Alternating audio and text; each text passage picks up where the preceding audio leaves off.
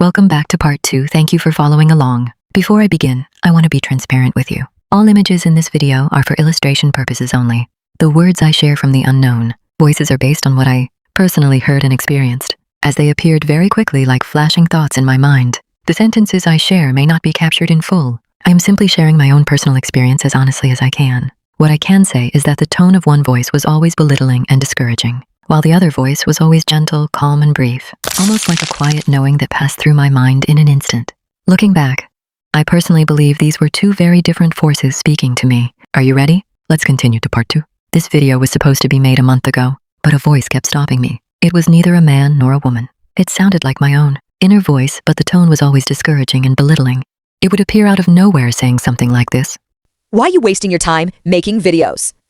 Does anyone even watch? People will attack and leave bad comments.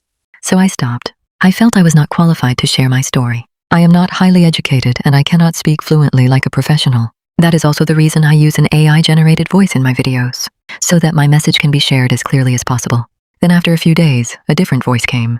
Gentle and calm, just one short sentence saying something like this. Do not forget the promise you made to God. I will share more about that promise in my future videos. That gentle reminder was what brought me back here today. For over 12 years, I was a free thinker.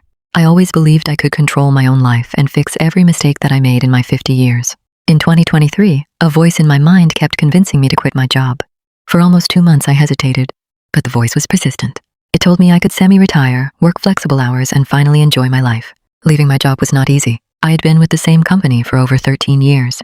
I had a stable income. But things began to change when my company was sold to a new business owner. I was feeling drained by the changes in management. So when that voice kept telling me to leave, I trusted it. I thought it was my own instinct guiding me in the right direction.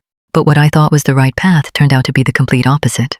Please follow me for part 3, because what happened next was something I never expected. Remember, you are not alone. See you there.